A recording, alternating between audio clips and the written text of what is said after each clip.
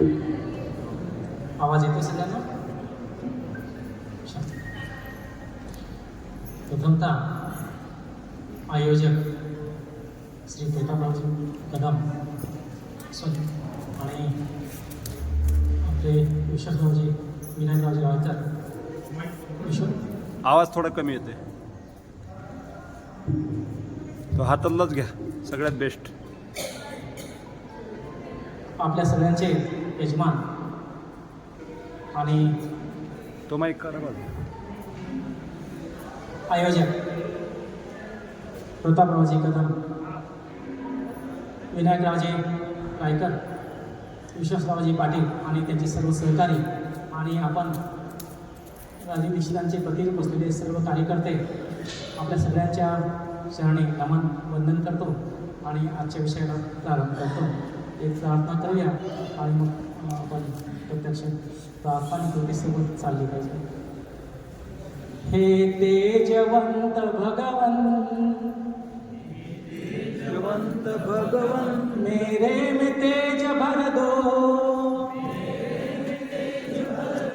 ब्रह्मांड वीर्य मुझको वीर्यवान कर दो,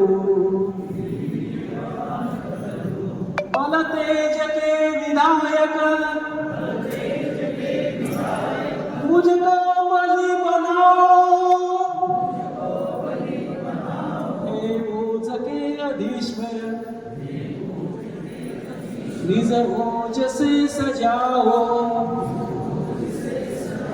पुरुषत्व रोष पावन सहने की शक्ति दीजिए,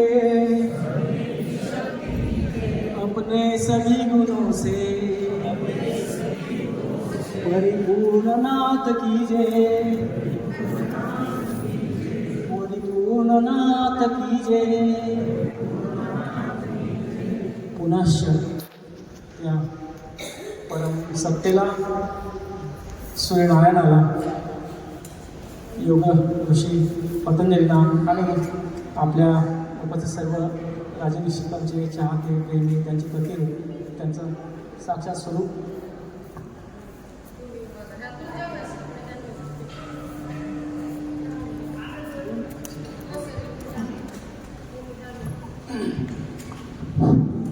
दोन कार्यकर्ते प्रत्येक लाईनमध्ये या भाऊ तुम्ही पण या. काही महत्त्वाच्या नोट्स आपल्याला लागणार आहेत लिहायला, तर कोणी पेन पटकन डिस्ट्रीब्यूट करून टाका. आपल्याला सर्वांचे ठाई विराजमान आतमध्ये वास नमन वंदन करत प्रत्यक्ष विषयाला सुरुवात करतो. त्यापूर्वी थोडी पार्श्वभूमी सांगतो.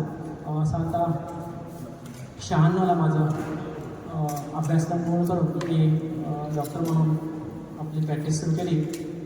सुरुवातीला मी सुद्धा इतरां सर्वांप्रमाणेच ॲलोपॅथी प्रॅक्टिस सुरू केली, पण हळूहळू माझ्या लक्षात आलं की ह्याच्यामध्ये खूप समस्या आहेत, खूप गंभीर अशा त्रुटी आहेत ज्याच्याकडे समाजाला लक्ष जात नाही आहे.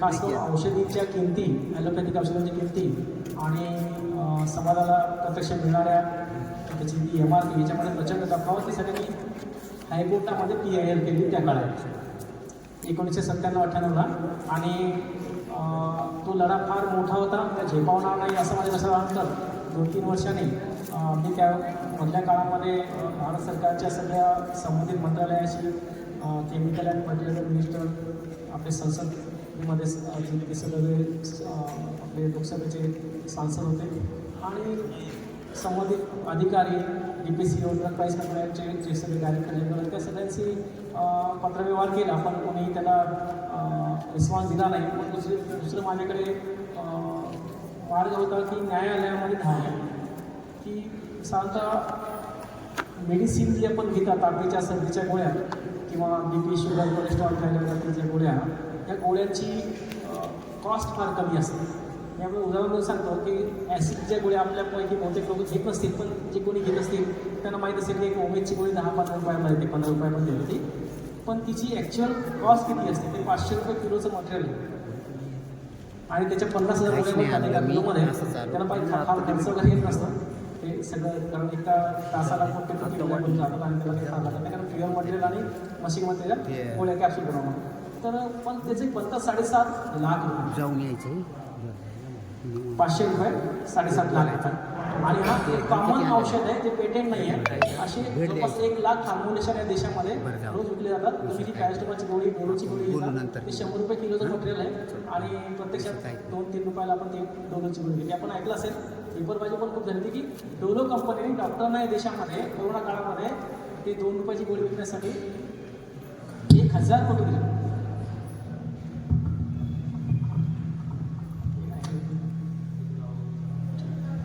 एक 1,000 कोटी डॉक्टरांना लाच म्हणून दिलं की आमची गोळी लिहा. उद्देश हा होता की हा सगळा प्रॉफिट ह्या फार्मा कंपन्या डॉक्टरांना वाटत राहतात.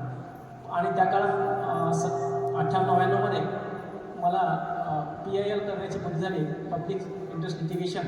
आणि म्हणून मी आधी नागपूर हायकोर्टात धाव घेतली, पण तिथे मला योग्य वकील मिळाला नाही. पण मी औरंगाबाद हायकोर्टात धाव घेतली. तिथे ॲडव्होकेट सुभाष गोढा आणि त्यांच्यासोबत बसून ही चर्चा आणि तो ड्रॉप तयार केला. माझी तात्विक अडचण अशी होती की मी बुलढाण्याला राहतो विदर्भात, आणि माझं कोर्ट ज्युडिशन ते नागपूर आहे.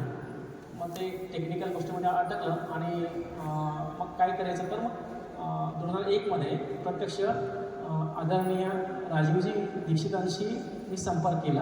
त्यांनी मला भेटण्याची वेळ दिली. अमरावतीला आम्ही भेटलो, दिवसभर सोबत राहिलो. माझ्या सगळ्या फायली, सगळा अभ्यासक्रम मी त्यांना दिला. त्यांनी म्हटलं की माझ्या 94 केसेस या मल्टीनॅशनलच्या विरुद्ध आधी आहेत, तुमची 95वी केस मी घेतो आणि मी तयारी करेन. आणि तेव्हापासून सतत त्यांच्या मी संपर्कात होतो.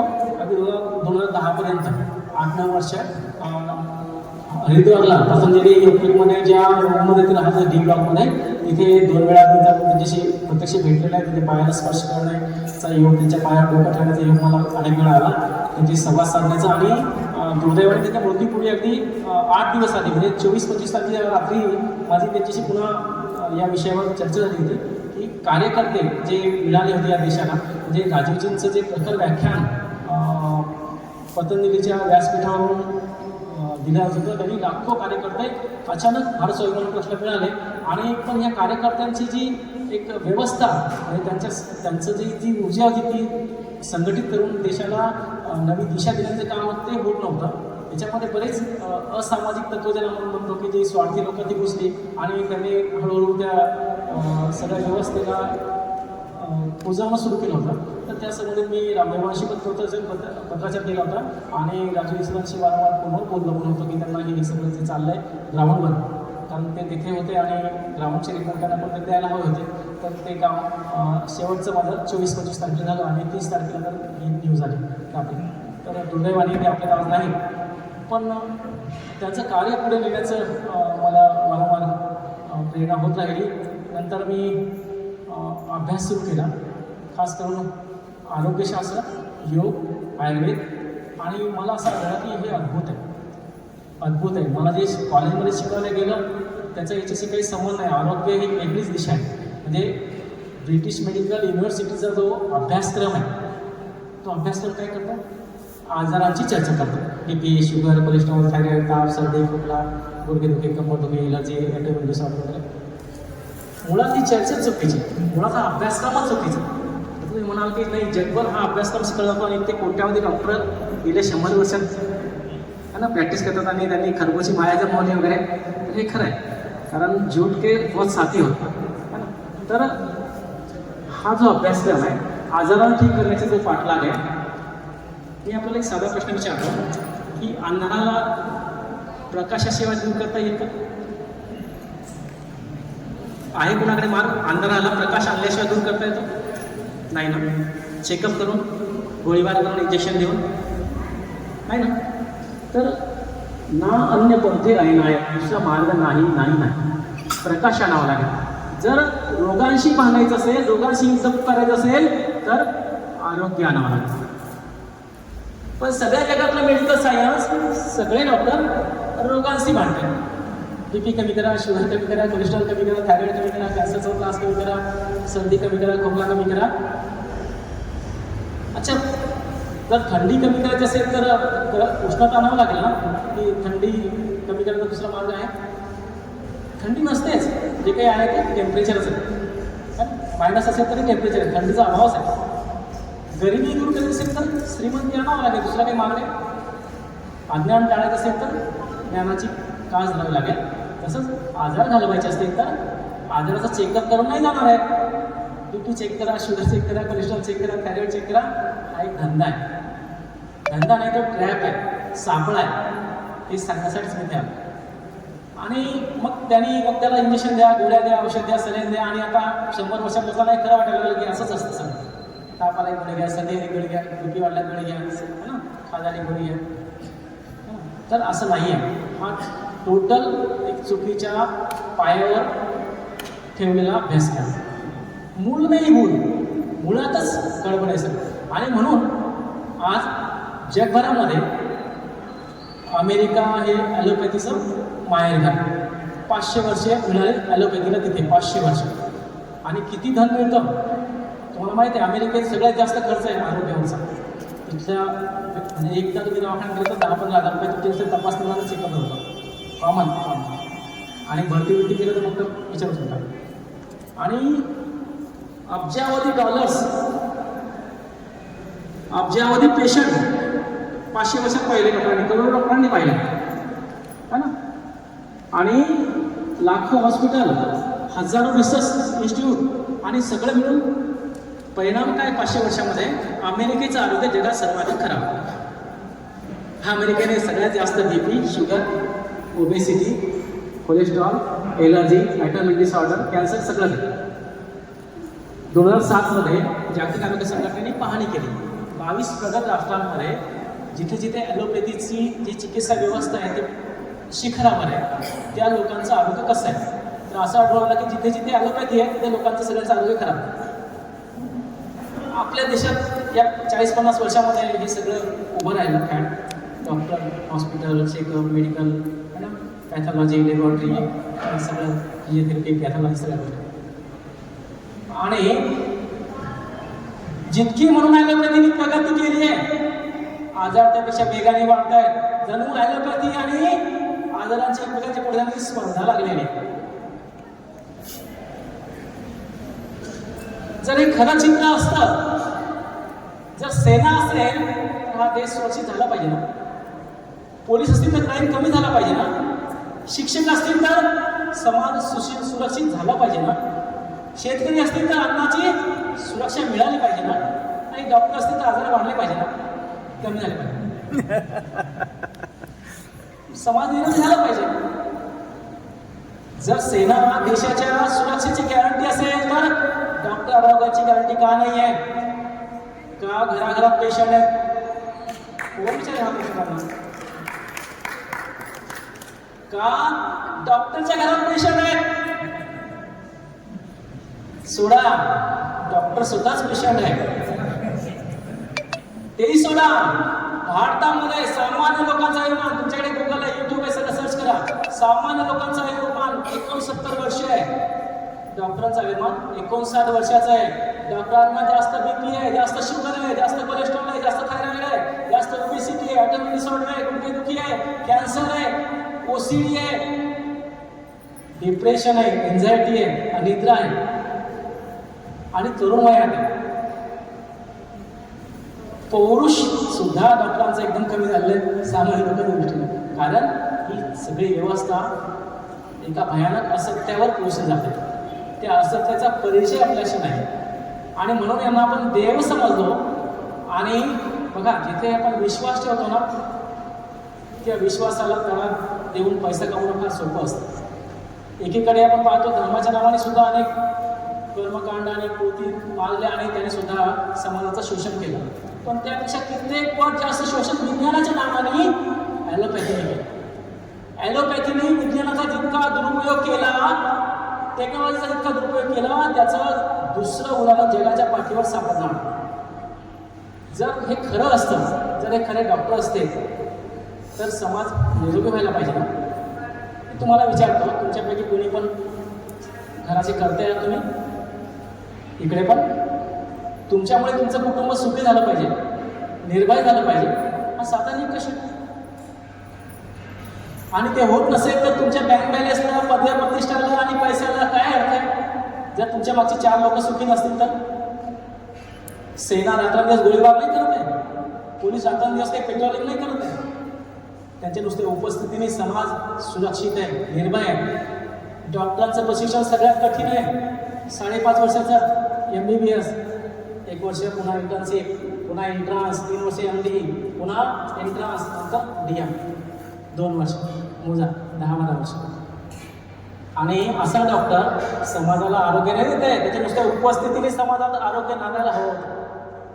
त्याने वस्तुपाठ लोकांना द्यायला हवा होता की आजारांशी कसं लढायचं, आजार येऊ नये म्हणून कसं वागायचं, आणि आलेच तर त्याचा सामना कसा करायचा औषधी विना, ते नाही सांगितलं. तुम्हाला काय सांगितलं? कसंही जगा, कसंही वागा, कधी उठा, कधी झोपा, काही खा, व्यायाम करा, नका करू. आजारी पडले की आमच्याकडे आम्ही तुम्हाला बीपीची, शुगरची, कोलेस्ट्रॉलची, तापाची सर्दी गोळी देऊ, झालं मिळालं आरोग्य. लोकांना सुद्धा फार सोपं आहे, काहीच नाही करायचं आपल्याला, आपल्या आरोग्यासाठी काहीच करायचं नाही. राजू ईश्वरांच्या गळा सुकून गेला बोलता बोलता की जरा वेळेवर सकाळी लवकर उठा, पाणी प्या, बसून पाणी प्या, है ना, जरा वेळेवर जेवण करा, चावून जेवा. साऱ्या गोष्टी ज्या अगदी सहज शक्य होत्या ते नाही केलं लोकांनी. 90% आपण भाग्यशाली आहात, पण बाकी 99% जनता यांच्या मागे लागली. ग्लॅमर आहे, ते सगळे तपासणी, चेकअप, है ना, ते सगळे औषधी भरती करणं, सलाईन लावणं, ICCU, व्हेंटिलेटर, सगळा पोपट पसार. जर हे खरं चित्र असतं तर आरोग्य दिसलं असतं. जर सेना खरी आहे तर सुरक्षा दिसते. सेनेमध्ये जे जवान आहेत सामान्य कुटुंबातली, सामान्य बुद्धिमत्तेची मुलं आहेत, सामान्य शिक्षण घेतलेलं आहे. 1 वर्षाचं ट्रेनिंग आहे फक्त, पण गेल्या 75 वर्षामध्ये अत्यंत कठीण परिस्थितीमध्ये 1 इंच भूमीचं रक्षण या देशाचं केलं आहे. तुम्ही आम्ही आज सार्वभौम स्वतंत्र राष्ट्र अतिशय प्रतिकूल परिस्थितीमध्ये बर्फात राहून 55-60 डिग्री टेम्परेचरमध्ये जैसलमेरमध्ये कधी गोळी लागून जिंकण्याचं नेम नाही, मुठभर पगार आहे, आयुष्याचा ऐन उमेदीचा काळ 20 ते 35 सेनेमध्ये, जिथे तुम्हाला सगळ्यात जास्त शरीर सुखाची ओढ आहे, तुम्ही तिथे ग्राउंड तिथे बसून आहे. कशासाठी? या देशाच्या लोकांचं जीवित वाचन, या सीमेचं रक्षण करण्यासाठी. मग सगळ्यात हुशार विद्यार्थी समाजातला डॉक्टर आहे, सगळ्यात बुद्धिमान आहे ना. नंबर 1चा टॅलेंट डॉक्टरांचा. नीट कोण पास करतात? सगळ्यात बुद्धिमान मुलं अर्थातच, है ना. सगळ्यात कठीण प्रशिक्षण आहे, लहान, सगळ्यात लहान, कुठलीच डिग्री ती मोठी नाही. सगळ्यात जास्त पैसा 1 कोटी रुपये MBBSला, 2 कोटी रुपये MDला, है ना. आउटपुट काय? कायद्याने सुरक्षा आहे, तुम्ही हात लावू नाही शकत डॉक्टरांना. तुमचा पेशंट काल चालता गेला, कोरोनामध्ये पाहिलं सगळ्यांनी, पायी चालू गेलेले लोक आणि डेड बॉडी पण नाही मिळाल्या, त्या पण तिकडेच गेल्या कोरोनाच्या नावाने. जबाबदारी शोधली. डॉक्टरवर जबाबदारी काय? तुमचा चांगला पेशंट सिरियस झाला गेला, डॉक्टरवर काय जबाबदारी? तुमच्या सह्या आधी घेतलेल्या आहे. डॉक्टरांना कशासाठी इतकी इम्युनिटी आहे देशामध्ये? कशासाठी त्यांना इतकं डोक्यावर घेतलं जातं? एकच क्षेत्र असं आहे तिथे मागे तेवढा पैसा लोक द्यायला तयार आहेत, हिशोब नाही विचारत किती पैसा झाला, ऑपरेशन किती झाले, किती भरती केलं, किती औषध देऊन दिलं, किती चेकअप देऊन दिले, काहीच नाही. निमूट पण आहे, आरोग्य कुठेच नाही. ज्या आरोग्यासाठी डॉक्टरांचे प्रचंड मोठमोठे हॉस्पिटल बनले होते, बनले आहेत, बनणार आहेत. मोठमोठे मेडिकल स्टोअर, फार्मा कंपन्या, चेकअपच्या lab, MRI, CT scan, physiotherapy college, medical college, dental college, हे सगळं प्रचंड वेगाने विकास करते. कोट्यवधीची जागा है ना. मोठमोठे मोठे जागी, मोठमोठे मेडिकल स्टोअर, हॉस्पिटल, कारखाने झाले, इंडस्ट्री. पण जे आरोग्यासाठी हे सगळं केलं ते कुठं आहे? कोण जबाब विचारणार आहे ना? हा समाज भान हरवून बसला. ही माणसं स्वतःचं भान हरवून बसली आहेत. आयुर्वेदाचे प्रॅक्टिशनर, ॲलोपॅथीचे प्रॅक्टिशनर मिळाले म्हणून कोर्टात भांडतात. ज्यांच्या हातात विष आहे ते, ज्यांच्या हातात ते लोकांना त्यांच्यावर राज्य करतात, आणि ज्यांच्यावर अमृत आहे ते विषाची भीक मागतात. ही जी ते स्टॉल लावणारी ही देवदूत मंडळी आहेत ना, ही सगळी हे आरोग्याचे खरे वारीस आहेत, आरोग्याचे खरे पाईक आहेत. त्यांना सांगावं लागतं की हे घ्या, आणि तिकडे जाऊन लोक नंबर लावतात, भांडणं करतात की आम्हाला ताबडतोब दाखल पाहिजे. ही सगळी प्रचंड अव्यवस्था कशी फैलली या विषयाकडे आपण जाऊया. आणि जेवणाचा आधीचा थोडा वेळ म्हणजे आता तुम्हाला जेव्हा जेवायचं तेव्हा जरा मला एखाद्याने हा विषय करून द्या, कारण विषय मोठा आहे. आणि मग जेवणानंतरची वेळ आणि तुमचे प्रश्न असा सगळा ओघापू आपण या सगळ्या 2-3 तासात करणार आहोत. तुमच्याकडे काही प्रश्न असतील जरूर मला विचारा. मी जे बोललो त्या सगळ्याचं स्पष्टीकरण देण्याची जबाबदारी माझी आहे. आता जमत नसेल तर माझा फोन नंबर घ्या, मला तुम्ही फोनवर विचारू शकता, व्हॉट्सॲप करू शकता किंवा इतर ठिकाणी मला कॉन्टॅक्ट करू शकता. माझं पुस्तक पण येतं, त्यामध्ये पण मी सगळे विषय घालतो आहे. हिंदीमध्ये पण येतं, इंग्लिशमध्ये पण मी प्रयत्न करतो. आणि म्हणून तुमचे सगळे प्रश्न त्याची उत्तरं मिळाल्यानंतर मग तुम्हाला एक समाधान होईल की आपण योग्य ठिकाणी आलात. आणि बघा, नाही ज्ञाने न सदृशम पवित्र मी विद्यते. राजीवजींनी काय दिलं समाजाला? ज्ञान दिलं. ज्ञानासारखं दुसरं काहीच नाही देण्यासारखं जगात. कुठली वस्तू तर किती दिवस पुरणार आहे, पैसे किती दिवस पुरणार आहे, पण ज्ञान हे अनंत आहे, अनादी आहे. आणि म्हणून ही ज्ञानाची कास आपण करूया. मी प्रत्यक्ष विषयाला हात घालतोय. त्याआधी हॉस्पिटलचं स्वरूप तुम्हाला समजावून देतो. मी एक कविता लिहिली आहे. वैऱ्यांचा जो पाहुणचार दुर्जनाने दिलेला आदर, सकल रोगांची आगर, निरुपयोगी ज्यामुळे नर. एकदा तो दवाखान्यात लागला की तो कायमचा निरुपयोग होत जातो. वैरी आदर देतो ना, कधी त्याचं काम असेल तेव्हा पैसा काढला तुमचा की लात मारताना बाहेर. दुर्जनाने दिलेला आदर, दुर्जन केव्हा आदर देतात तुम्हाला? तुमच्याकडून काही मतभेद पाहिजे तेव्हा, बरोबर? सगळे नसतात ना, असतात ते, है ना. सकल रोगांचे आजार वाढताय, डॉक्टर वाढतायत आणि आजार वाढतात. कसं शक्य आहे? जो चेटकिनीचा कळवला, तिच्यात पैसा असेल तोपर्यंत तुमचे सगळे तुम्हाला ते AC रूममध्ये बसवतील, साफसफाई करतील, है ना. तुम्हाला फोटो दाखवतील, रिपोर्ट दाखवतील, हे तपासेल, ते नर्स येईल, तुम्ही तोंडात पाणी घालेल, गोळ्या घालेल, सगळं करेल. तुम्ही खुश होता बघा किती सेवा चालली आहे AC रूम, है ना. हा चेटकिनीचा कळवळ आहे, हा चोरांचा जिव्हाळा आहे. तुम्ही तुमच्यापेक्षा पैसा असेपर्यंत ना चांगलं वागतील तुमच्याशी. आणि त्याशी सांगा साहेब डॉक्टर पैसे संपलेत ना, मग तुम्ही पहा तुमच्याशी काय कसे वागतात ते सगळं. हे लबाडागरचे आमंत्रण आहे. तुम्हाला एक ट्रॅप लावतात, चेकअप कॅम्प, हे चेक करा, ते चेक करा, पोटात चेक करा, उद्या पोटात औषधी बनतील तुम्हाला. आणि तुमच्या घरी येऊन तुमची चिकित्सा करतील. आताही सुरू महाराष्ट्रामध्ये चेकअप घराघरात जाऊन चेकअप. हा सापळा लक्षात ठेवा. पेशंट बनवण्याचा कारखाना आहे. Checkup is to make you patient forever. कायम तुम्हाला फक्त एकदा लेबल लावलं तुम्हाला की BP आहे, तुम्हाला काय कळतं BP आहे की नाही? डॉक्टरने सांगितलं तुम्ही मान घालून मला BP आहे. दुरावस्था. नंतर चेकअपचा जो सापळा, हा सापळा आहे घराघरात. आणि आपलेच लोक त्यांना डोक्याकडे म्हणतात की साहेबाचा चेकअप आहे, चला चेकअप नाही लावा, है ना. औषधांचा विषारी भोपळा. जी सगळी औषधं आहेत ॲलोपॅथी, सगळी विषारी केमिकल्स हे लक्षात ठेवा. सिंथेटिक केमिकल्स तुम्हाला माहिती आहे. कोणी सांगू शकेल की औषधं येतात कोणी? तुम्ही जी पॅरास्टॉमॉलची गोळी खाल्ली असेल, कोणी तापेची वगैरे खाल्ली खाल्ली आहे ना, सर्दीची, डोक्याची, हातपायाची, ॲसिडिटीची, BPची, शुगरची, त्या गोळ्या कुठून येतात? कोणी सांगू शकेल? 99% of the medicine is produce from the raw material, wastage of the petrochemicals. त्याच्यापासून पॉलिथिनच्या थैल्या बनतात, कॅरी बॅगा बनतात, त्याच्यापासून युरिया आणि नॅफ्था बनतो, डांबरच्या गोळ्या बनतात. त्या मटेरियलपासून या सगळ्या गोळ्या लॅबोरेटरीमध्ये सिंथेसाइज करून तुमच्या माती मारल्यावर हे हायड्रोजन, कार्बन, बेन्झिन आणि नायट्रोजन, ही बेन्झिनची रिंग आहे. हायड्रोजन, कार्बन, तुम्ही प्रत्येकाचा केमिकल फॉर्म्युला बघा. हायड्रोजन, कार्बन, नायट्रोजन, ऑक्सिजन, असं सल्फर झालं. बॉन्डिंग चेंज केली की नवीन औषध, काहीच नाही, सगळं फुकट पसार आहे. Every chemical is poison for human body. तुमच्यातलं कोणी पण हुशार नस मला एकदा सांगा की जगातलं एक केमिकल शरीरासाठी चांगलं आहे. सांगू शकत कुठलाही व्यक्ती जगातलं मला नाही बरोबर सांगावं की शरीरासाठी केमिकल फ्रेंडली असतं. हे साक्षात विष आहे. ह्युमॅन बॉडी ट्रीट ॲज ए एनिमी. हे शरीरात गेल्याबरोबर तुमच्या शरीर त्याची शत्रुत्वाने वागणं सुरू करतं. आणि म्हणून तुमचं शरीर जेव्हा तुम्ही BP कमी करायला निघालात, शुगर कमी करायला निघालात, ताप कमी करायला निघालात, तेव्हा ताप तर कमी होईल, तुमचा BP कमी होईल, पण शरीरामध्ये 60-70 साईड इफेक्ट होतात. डॉक्टरांनी लोकांच्या रोगाचा तमाशा बनवला. त्यांना ठीक नाही गेला कधी. एकदा BPचा पेशंट गेला तर BP ठीक नाही गेला. पुढे तो हार्टचा पेशंट आहे, पुढे तो किडनीचा पेशंट आहे, पुढे त्याला शुगर आहे, पुढे त्याला रक्तपातळ व्हायचे गोळ्या आहेत, पुढे त्याला ब्रेन स्ट्रोक आहे, पॅरालिसिस आहे.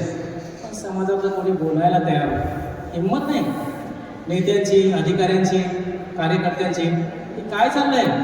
का प्रश्न विचारत नाही? डॉक्टर कोण लागून गेला तुमचा? तो सेवक आहे, मालक तुम्ही आहात. जनता राजा आहे, ती लोकशाही आहे. तुम्ही त्यांना साहेब म्हणता. साहेब तुम्ही आहात. तुम्ही न्यायाधीशाला साहेब केलं, त्यांनी पायाखाली पुरवलं. पोलिसांसोबत तेच केलं, अधिकाऱ्यांसोबत तेच केलं. ते नौकर आहेत. राजूजी हे सांगता सांगता आयुष्य गेलं त्यांचं की ते नौकर आहेत व्यवस्थेमध्ये. तुम्ही साहेब आहात, तुमच्यासाठी ते काम करतायत. आपण भानावर नाही, आपण भानावर आपलं. त्यानंतर सकळ जन आरोग्य काल सर्पाची मृदुआलिंगन. तो दवाखान्याचा जो सगळा गोतावळा किती सुंदर वाटतो, पण शेवटी काल सर्पाचं मृदुआलिंगन एकदा तिकडे गेला की माणूस कायम जातच राहतो. पुन्हा त्याला अमेरिकेच्या एका प्राध्यापिकेने मेडिकल कॉलेजच्या विद्यार्थ्याला प्रश्न केला. ते म्हटले हुईज पेशंट. काय सांगाल तुम्ही, कोण पेशंट? एका चारा म्हणजे वेगवेगळ्या विद्यार्थ्यांनी वेगवेगळी उत्तर दिली. एका चाराक्ष विद्यार्थ्याने उत्तर दिलं, म्हटलं की वन्स ही सीज डॉक्टर्स. ज्याने एकदा डॉक्टरला भेटला, पाहिला, तो पेशंट. तिला म्हटलं असं कसं काय? म्हणजे डॉक्टरला पाहिलं म्हणजे भेटलं म्हणजे पेशंट कसं काय होतं माणूस? त्याला त्यातलीच वेग कळली. तिने म्हटलं की मग हा जो पेशंट झालेला माणूस आहे तो पुन्हा पुन्हा माणूस कसा होतो का? त्याने म्हटलं नेव्हर एव्हर. तो पेशंट झाला. Once patient always patient. नंतर गुलामांचे ते Bhushan.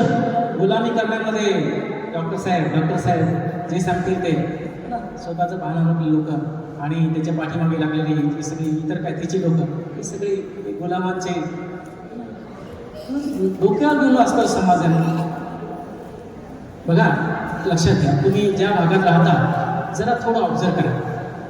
Real estate, gold market, share market, foreign tour, आलिशान बंगले, महागड्या कारा, कोणाकडे?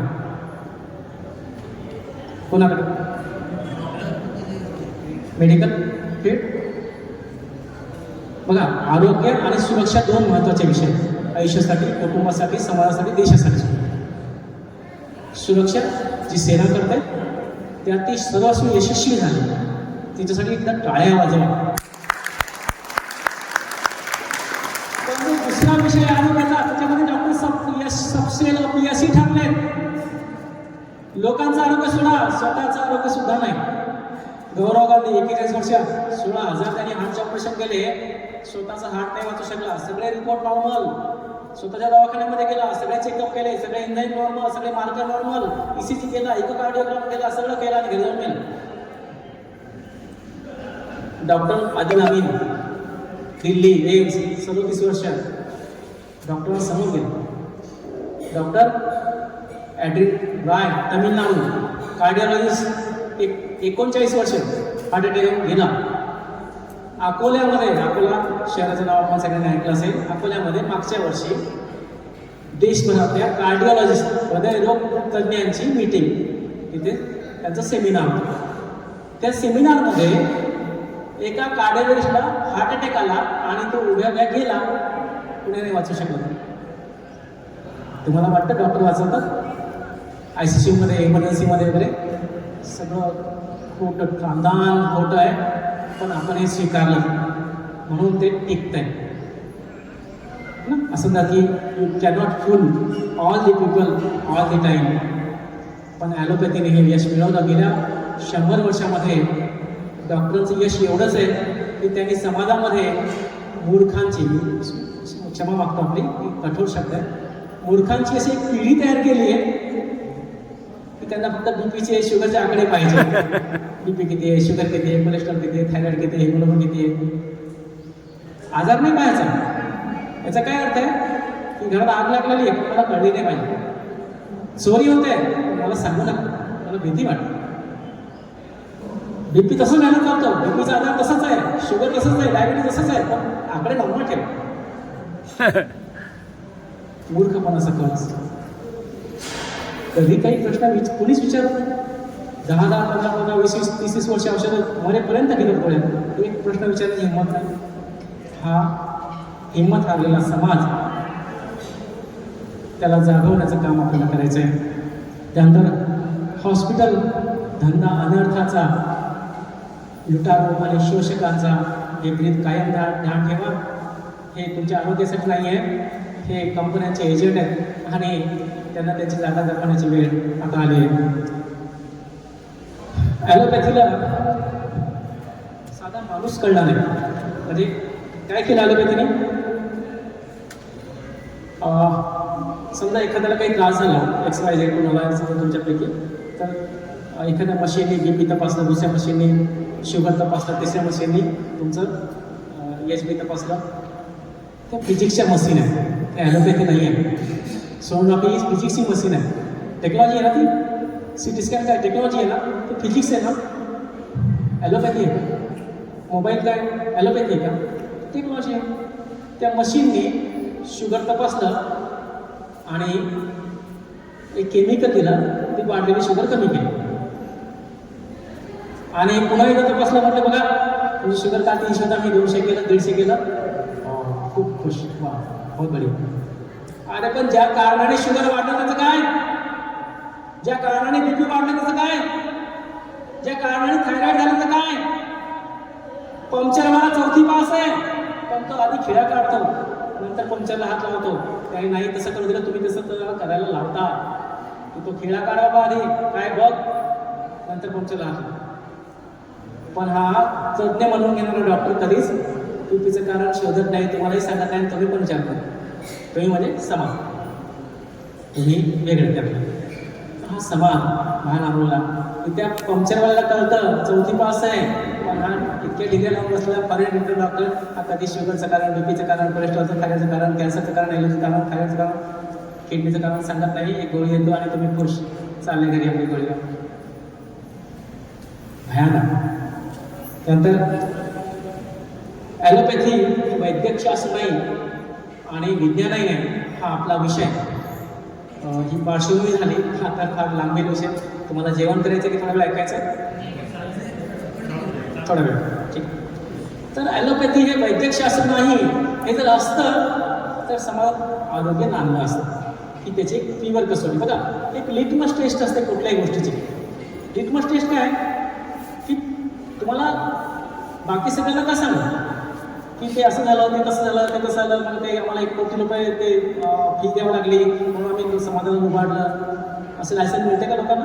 की जास्त फी दिली तर लोकांना उभारण्याचं लायसन मिळतं, पण लोक याचं समर्थन करतात है ना, की शिक्षणाला एवढा खर्च लागला, एवढं कठीण शिक्षण आहे म्हणून आम्ही जास्त लुटतो लोकांना. तर हे वैद्यकशास्त्र जर असतं तर लोकांचं आरोग्य दिसलं असतं. जर सेना आहे, देश सुरक्षित आहे, शिक्षक आहे. तुम्हाला माहिती आहे शिक्षकांनी काय केलं? शिक्षकांनी भले त्याने ट्युशन लावल्या, एक्स्ट्रा पैसे घेतले, पण त्यांनी मारून मुलांना शिकवलं, शिक्षा करून शिकवलं. आणि आज जगातले ज्या 250 मोठ्या कंपन्या म्हणजे त्यातली 80 कंपन्यांचे बॉस CEO भारतीय आहेत. ते शिक्षकांचं योगदान आहे. त्याने ते करून दाखवलं. डॉक्टरांना का नाही करतात? तर हे वैद्यकशास्त्र नाही, हे बरोबरीने लक्षात घ्या. कारण ही फक्त फिजिक्स आहे. म्हणजे तुम्ही पहा, नीटच्या विद्यार्थ्यांना काय कंपल्सरी आहे? फिजिक्स आणि केमिस्ट्री. काय घेणं? तुम्हाला काम कशावर करायचं आहे? ह्युमन बायोलॉजीवर. फिजिक्सचा काय संबंध आला? केमिस्ट्रीचा काय संबंध आला? पण नाही, फिजिक्स केमिस्ट्री कंपल्सरी. आणि आपण एक हो, मग मुलाला लाख द्या, 2 लाख द्या, 5 लाख द्या, पदाला पाठवा, इकडे पाठवा. फिजिक्स काय संबंध आला? ह्युमन बायोलॉजी तुम्हाला ठीक करायची नाही. कारण ॲलोपॅथी हे फक्त फिजिक्स आणि केमिस्ट्री आहे. फिजिक्सचे इन्स्ट्रुमेंट उचलले, त्याने चेकअपचा एक धंदा उभा राहिला. हे चेकअप, ते चेकअप, ते चेकअप, ते चेकअप. अच्छा, मला सांगा, समजा मी त्यांचं BP चेक केलं आणि वाढलेलं आहे, पण ते कशाने वाढलं मला कळेल का? शुगर कशाने वाढलं कळेल? थायरॉइड कशाने वाढलं कळेल? तर कारण करणार नसेल तर ती काय तयार करणार आहे? त्याचं काय करणार? तुमच्या वैयक्तिक जीवनात सुद्धा बघा, तुम्ही प्रत्यक्ष पतीपत्नीचे वाद जर झाला, तिसरा विचारतो की कारण काय आहे ना. कारणापर्यंत जावं लागेल तुम्हाला. कारण ठीक होणार नसेल तर कार्य कसं ठीक होईल? आणि म्हणून कधी BP ठीक होत नाही, शुगर ठीक होत नाही, कारण नाही ठीक करणार. आणि आपण मान्य केलं की नाही, डॉक्टर सांगतात ते करूच नाही, बरोबर है ना. तर चेकअपमध्ये कधीही कारण कळत नाही, फक्त स्थिती कळते. रिझल्ट तुम्ही तुमच्या लॅबोरेटरीच्या कधी टेस्ट केली असेल तर बघा त्या काय असतं, रिझल्ट असतो है ना. BP किती आहे, शुगर किती आहे, कोलेस्ट्रॉल किती आहे, RBC किती आहे, HB किती आहे, प्लेटलेट किती आहे, WBC किती आहे, ती त्यावेळेसची कंडिशन आहे शरीराची. पण ज्या कारणाने शरीर आजारी पडतं ते काय, कोण सांगेल शरीर का आजारी पडतं, आपण आजारी का पडतो, कोण सांगेल.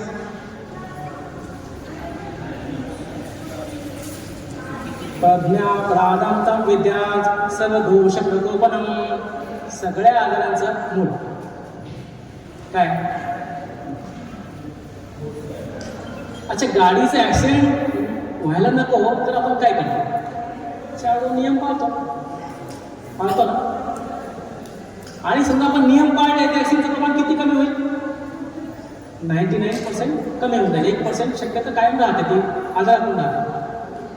आपण जर जीवनात नियमाने जगलो तर आपण आजारी पडणार नाही.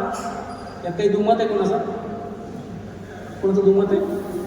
जीवन जगण्याचे, जर गाडी चालवण्याचे नियम असतील तर जीवन जगण्याचे नियम नाही तर ते कोणी सांगायचं समाजाला, कोणी सांगायचं की आजारी पडायची वाट पाहायची. हे कसं आहे मी सांगतो तुम्हाला. सावकार आहे तुमच्या भागातला, शेतकऱ्यांची पिकं चांगली आलेली आहेत, मला वाटतं की जर ही पिकं आलेली सेवन झाली तर मला कोण विचारेल माझं काय, कारण हा तर काही मेहनत करत नाही. हा काय करतो, रात्री जाऊन पिकांना आग लावतो. अरे आग लागली, सगळे शेतकरी बरबाद झाला, त्याला पैसे व्याजाने देतात. शेतकरी म्हणतो मायबाप सावकार तुम्ही पैसे व्याजाने दिले म्हणून आमचं कुटुंब चालतं. पण ते बरबादीचं कारण कोण आहे, ते समाज बाहेर कारण नाही. तुम्ही आणि तुमचं आरोग्य, देश आणि देशाच्या लोकांचं आरोग्य, समाज आणि समाजाच्या लोकांचं आरोग्य, याच्यामध्ये सगळ्यात मोठा काही अडथळा असेल तर ती ॲलोपॅथी लक्षात ठेवा. माझं वाक्य लिहून घ्या, मी याला जबाबदार आहे आणि याच्यासाठी कुठलीही शिक्षा भोगायला तयार. जर तुम्ही बघा आरोग्य काही कुठे मिळत नसतं, ते तुम्ही घेऊन आला. ईश्वराने तुम्हाला जन्मासोबत दिलंय ते. 99.9% लोक निरोगी जन्माला येतात ना. आता थोडे आजार वाढलेत, पण आता ह्या जुन्या पिढीमध्ये बघा तर तुम्ही जी 50 वर्षी मंडळी, तुम्ही लहानपणी किती वेळा आजारी पडले होते, किती वेळा क्वचित आठवत पण नसेल. आणि आज लहान मुलांच्या दवाखान्यात डॉक्टरच्या डॉक्टरकडे दवाखान्यामध्ये गर्दीने नाव. प्रेग्नन्सीपासून डॉक्टरचा सल्ला आहे, औषधी आहे, सगळे लसी आहेत, सगळे तपासण्या आहेत, प्रत्येक बालकाला तज्ञ डॉक्टर आहे आणि तरी मुलं आजारी आहे. कसं शक्य आहे. सगळ्यांनी डॉक्टरांपुढे मान झुकवायचा निर्णय घेतला आहे का देशाने, प्रश्नच नाही विचारायचा. कसं शक्य आहे.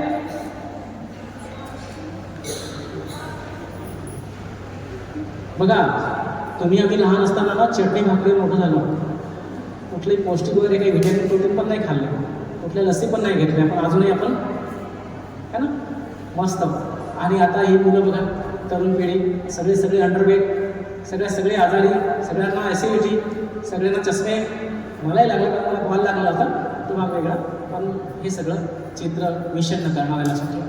आणि म्हणून वैद्यकशास्त्राच्या कसोटीवर ॲलोपॅथी उतरत नाही, कारण ते मूळ कुठलंही शास्त्र नाही. बघा कुठल्याही शास्त्रासाठी एखादा शास्त्रज्ञ लागेल की नाही. जसं फिजिक्सचे शेकडो सायंटिस्ट आहेत, केमिस्ट्रीचे शेकडो आहेत. तुम्हाला नाव माहीत असतं, वेळ जाईल नाही तर नावही सांगितलं असतं. इंग्लिशची तशीच आहे, आयुर्वेदाची तशीच आहे. शरीरात सुश्रुत दिवाणभट माधव आहेत ना, ऐकलं सगळं. ॲलोपॅथी एका शास्त्रज्ञाचं नाव सांग, एका शास्त्रज्ञाचं.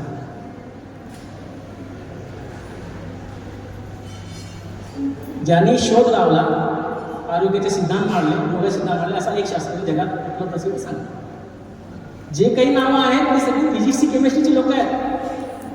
तो पेनिसिनचा शोध लावणारा अलेक्झांडर फ्लेमिंग असेल, किंवा बदलाचं सोल्युशन सांगणारा हार्वे असेल, किंवा जम थिअरी सांगणारा रॉबर्ट कोक, किंवा लुईस पाश्चर असेल, ही सगळी फिजिक्सची केमिस्ट्रीची लोक आहेत. यांनी काय केलं चला की यांनी फिजिक्सला उचललं, केमिस्ट्रीला उचललं, मानवी बायोलॉजीवर अप्लाय करून टेक्नॉलॉजीला उचललं आणि खंडणीचं साधन बनवलं. टेक्नॉलॉजी काय खंडणी वसूल करण्याचा सर्वोत्तम मार्ग. बाकी काही नाही. तुम्हाला वाटतं का टेक्नॉलॉजी तुम्हाला व्हेंटिलेटर लावलं, ऑक्सिजन लावलं किंवा डायलिसिस केलं म्हणजे आरोग्य मिळतं वगैरे? ते काही नाही, फक्त खंडणी आहे. आरोग्य कशाने मिळतं आणि आजारी कशाने मिळतं हे समजून घ्या. जीवनशैली चांगली असेल, आहार, निद्रा, ब्रह्मचर्य आणि व्यायाम या 4वर आरोग्य टिकून राहतं. आयुर्वेद सदवृत्त, स्वस्थवृत्त, आधारणीय वेग, धारणीय वेग आणि दिनचर्या, ऋतुचर्या सांगतं. त्याच्यावर आपल्या सगळ्या जीवनाचं पौरुष आणि आरोग्य अवलंबून. हे ज्यांचं चांगलं असेल ते क्रिटिकल कंडिशनमध्ये जाऊ द्या, बाहेर निघतील. कुठल्याही ICCUची गरज नाही. लक्ष्मणाला शक्ती लागली होती, कुठला ICCU होतं? आता प्रत्येकाला ICCU कसं लागतं? महाराजांच्या काळामध्ये, छत्रपती शिवाजी महाराजांच्या काळामध्ये किती युद्ध व्हायचे? तिथे तर इमर्जन्सीला पारावर नव्हता. आज तिथे इमर्जन्सी आहे. कुठल्या ICCUमध्ये भरती व्हायचे शिवाजी महाराज? मावळे आठवतं आहे ना? बघा, लक्षात घ्या, हा जो इमर्जन्सीचा प्रसार आहे, हे जे हॉस्पिटल्स आहे ते कसं काय लक्षात घ्या. समस्या कुठे आहे? तुम्ही लक्षात घ्या, पिरॅमिड असतो मानव ऊर्जेचा आहे. असं पंतप्रधान आहे, मिनिस्टर आहे, त्याखाली खासदार आहे, जनता, असं एक पिरॅमिड आहे ना? बरोबर आहे ना? पण ॲलोपॅथीमध्ये असं नाही आहे. सगळे स्पेशालिस्ट आहेत आणि सामान्य एकदम कमी, उलट. का? कारण आधी तुमच्या अन्नात विष घालायचं शेतातून. विषमुक्त सिद्ध करण्यासाठी आपल्यात काही कार्यकर्ते पुढे आले, त्यांचा खूप आभार आहे, त्यांचे उपकार आहेत देशावर. पण विषमुक्त अन्न हवं असेल तर विषमुक्त चिकित्सा का नको?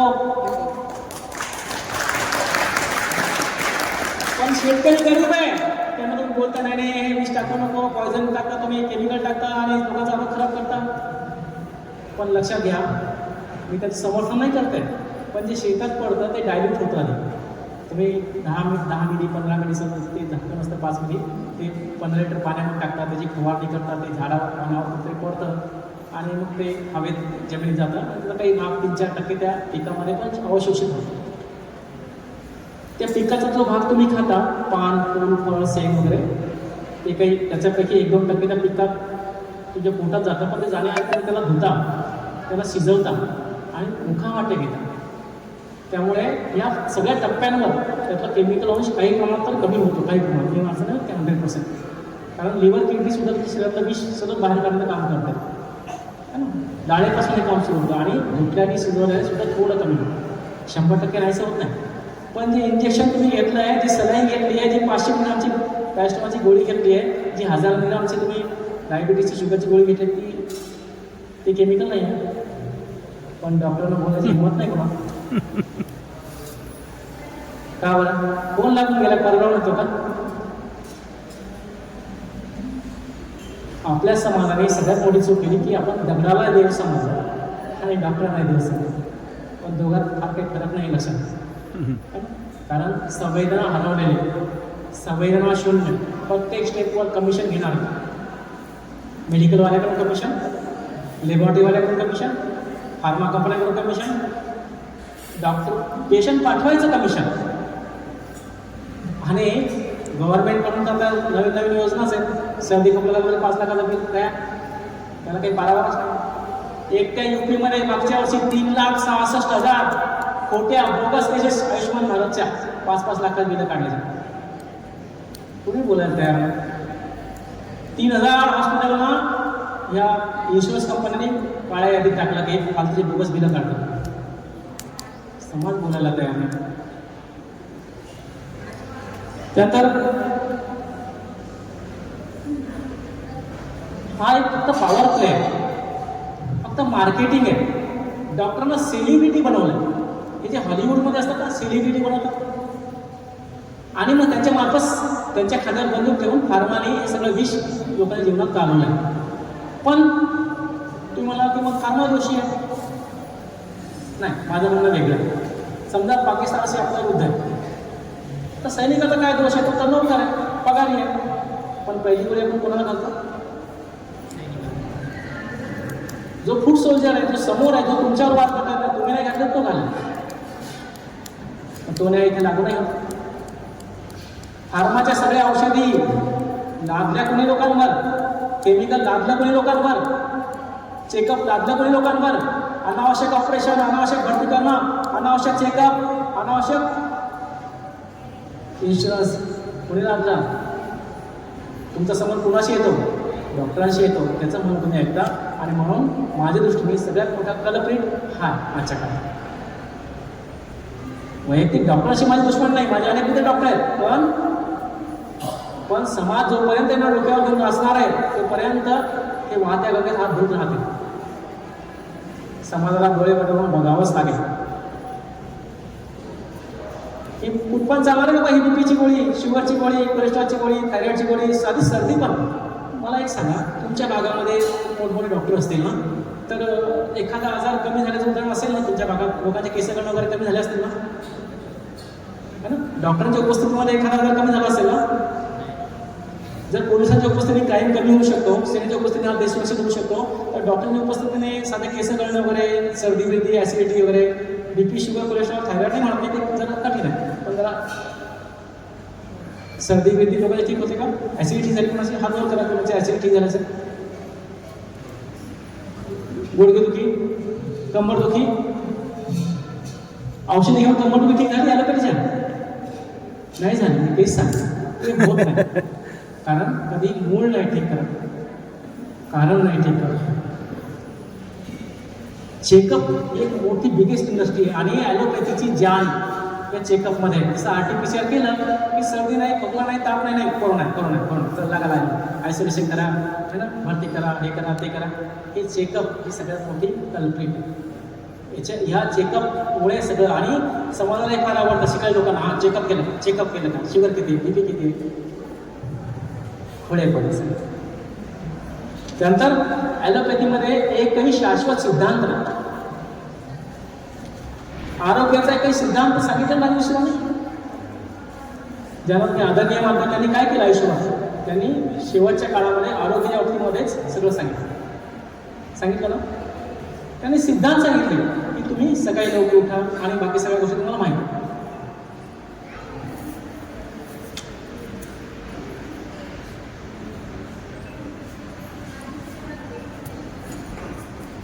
ॲलोपॅथीमध्ये एकही आरोग्याचा सिद्धांत नाही.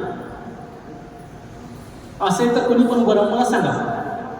ॲलोपॅथी सर्वात मोठा जो शोध आहे जर्म थेअरी, ज्याच्यावर अँटीबायोटिकचा सगळ्यात मोठा बाजार उभा राहिला, ज्यांनी जर्म थेअरी 1861 मध्ये शोधून काढली, त्या लुईस पाश्चरने आपल्या मृत्यूच्या आधी म्हणजे 20 वर्षातच पुन्हा जगाला सांगितलं की नाही चुकीचं आहे. जर्ममुळे लोक आजारी पडत नाही. कोणताही व्हायरस, कोणताही बॅक्टेरिया तुम्हाला आजारी करू शकत नाही जोपर्यंत तुमच्या शरीरात त्याची तयारी नसेल. अच्छा, बाहेर नालीमध्ये जर घाण असेल आणि मच्छरडास असतील तर कोणत्या औषधाने जातो? शेवटी ते साफ करावं लागेल. कुठला स्प्रे टाकला नाही, कुठला इंजेक्शन टाकला नाही, कुठली गोळी टाकला नाही, किती दिवस जाईल? 2 दिवस 4 दिवस. अँटीबायोटिक हेच आहे सगळं. फक्त 2-4 दिवस साफसफाई होते, पण ते केल्याने ते मायक्रोब जास्त रेजिस्टन्स होतात, ते आक्रमक होतात. तुम्ही वारंवार टाकणं सुरू केलं तर ते कशात मारत नाही है ना. तर अँटीबायोटिकचं टोटल फेल्युअर आहे. 14 एप्रिल 2014ला स्वतः जागतिक आरोग्य संघटनेने हे जाहीर केलं आहे की अँटीबायोटिक्स हे जगातलं सगळ्यात मोठं संकट आहे. अँटीबायोटिकचं युग संपलं आहे. त्यांनी विनंती केली डॉक्टरांना की अँटीबायोटिकचा उपयोग एकदम कमी करा, नाहीतर आज जितके आजार आहेत, BP असेल, शुगर असेल, कोलेस्ट्रॉल असेल, गुडघेदुखी किंवा ऑटोमेट डिसऑर्डर, ओबेसिटी किंवा कुठलंही नाव तुम्ही एलर्जी वगैरे, थायरॉइड वगैरे, हे सगळे अँटीबायोटिकच्या अतिवापराचा परिणाम. आणि आपण अँटीबायोटिक दिलं का? डॉक्टरांनी कोणतं अँटीबायोटिक दिलं है ना. तर अँटीबायोटिक हे सगळ्यात खतरनाक शस्त्र आहे. त्यानंतर much of the scientific literature may be untrue. कोण सांगतात की हे जे तुम्हाला वाटतं की डॉक्टरचं जे सगळं शिक्षण आहे ना ते थोडं सायंटिफिक वगैरे आहे, ते काही सायंटिफिक वगैरे नाही आहे. हे जितके रिसर्च आहेत, रिचर्ड हॉर्टन हा लॅन्सेट जे मेडिकल जगामध्ये त्याला बायबल मानलं जातं, ती अमेरिकेची पत्रिका लॅन्सेट, त्याचा जो 20 वर्ष चीफ इन एडिटर म्हणजे संपादक राहिला रिचर्ड हॉर्टन, तो काय सांगतोय, much of the scientific literature may be untrue. सगळं फेक आहे ते. मेडिसिन, ॲलोपॅथिक मेडिसिन हे आजारी बनवण्याचा कारखाना अचानक. राजीव सरांनी आयुष्यभर सांगितलं की एक ॲसिडिटीची गोळी कॉमन आहे, सगळ्यांना म्हणून सांगतो. ॲसिडिटीची गोळी काय करते? ॲसिड ठीक करतच नाही जेवणात कधी, ती रोज घ्यावं लागते. पण ॲसिडिटीची गोळी ही जगात सगळ्यात वाईट मानली जाते. प्रोटॉन पंप इनिबिटर PPI, ओमिप्राझोल, रायप्रोझोल, रॅन्टॅक है ना, झिंटॅक वगैरे. रॅन्टॅक झिंटॅक तर कॅन्सर असं एक शासनाने जाहीर केलं आहे 2-3 वर्ष आधी. पण हे जे तुम्ही आता ओमेज वगैरे घेता किंवा रायप्रोझोल, पॅन डी कॅन वगैरे, हे सगळं एक गोळी कॅन्टॅक उदाहरण समाजासाठी. ही गोळी आवाज जायगिरी आवाज येतोय मला. ती गोळी CKD म्हणजे क्रोनिक किडनी फेल्युअर किंवा इन्स्टंट किडनी फेल्युअर, किडनी खराब करते. दुसरं लिव्हर कॅन्सर करते. तिसरं heart failure, CCF cardiac failure. नंतर ब्रेनमध्ये मेनिंजायटिस, ब्रेनच्या कवरला सूज आणते. नंतर B12ची कमतरता करते, त्यामुळे रक्त कमी होतं, ॲनेमिक होतं पेशंट. ती B12ची गोळी तुम्हाला वारंवार पोटाला सूज आणते, पेरिटोनायटिस. त्या ॲसिडिटीच्या गोळीने हे जे खुबे आहेत ना, हे लीक होतात. त्याला AVN, अव्हॅस्क्युलर नेक्रोसिस. हे खुबे खराब, कॅल्शियम कमी होऊन जातं आणि खुबे खराब होतात वातावरणामध्ये. आणि तुम्हाला कदाचित कल्पना नसेल, लोकांना असं वाटतं की लोक आजारी पडल्यामुळे, BPमुळे, शुगरमुळे वाढला, कॅन्सरमुळे वाढला. ते तसं नाही आहे. मृत्यू हा ADR is the biggest cause of human death in the world. हे जे मेडिसिन दिलं जातं BPचं, शुगरचं, तापाचं, सर्दीचं, खोकल्याचं, हे जगात सर्वात मोठं कारण आहे मानवी मृत्यूचं आणि रोगाचं. अमेरिकेत सुद्धा पहिलं कारण.